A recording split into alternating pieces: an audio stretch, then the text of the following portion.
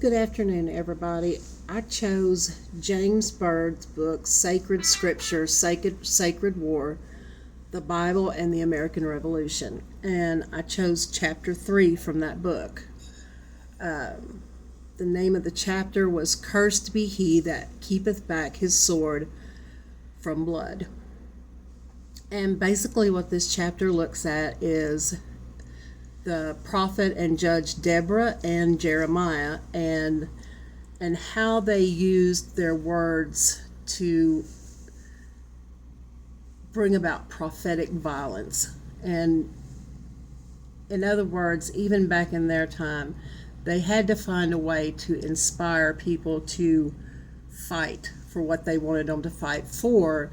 And the way they found effective was to incite basically a curse against people who wouldn't fight for the name of God. Deborah she's condemning the Moreaus for not fighting against God's enemies. And she used her words from Judges 5:23 to incite patriotism from the pulpit. She gives praise to Jael for killing the Canaanite general Sisera, and basically this became the curse of Moreaus.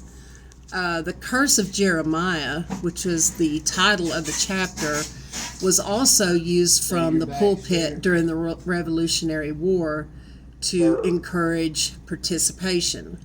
And basically, the way it addressed this, good soldiers were willing to die and willing to kill. And they go on to clarify that most people are willing to kill. It's the willing to die part that most of them are not comfortable with.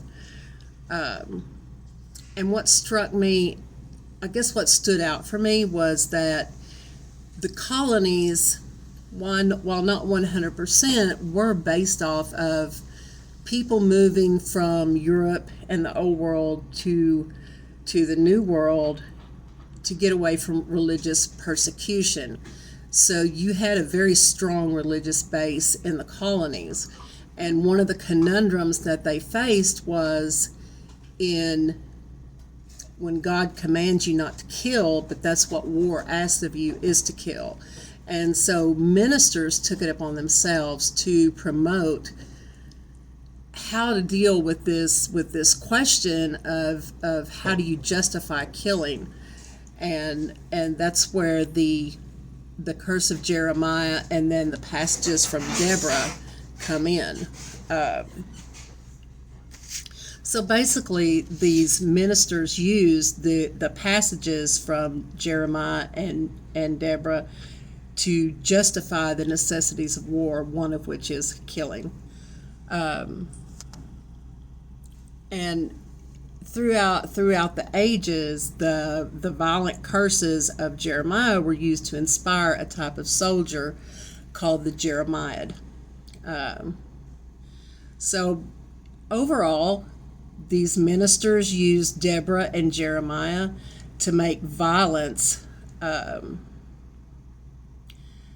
tenet to faith in God and one's servitude, and painted the non-militant, or the person that was unwilling to do this, the person that was unwilling to kill and to die for their country, as a coward. And throughout history, there's always been a stigma with being considered a coward. So this was actually a very effective way for ministers to promote a patriotic response to war in a people who were largely opposed to war through their religious beliefs.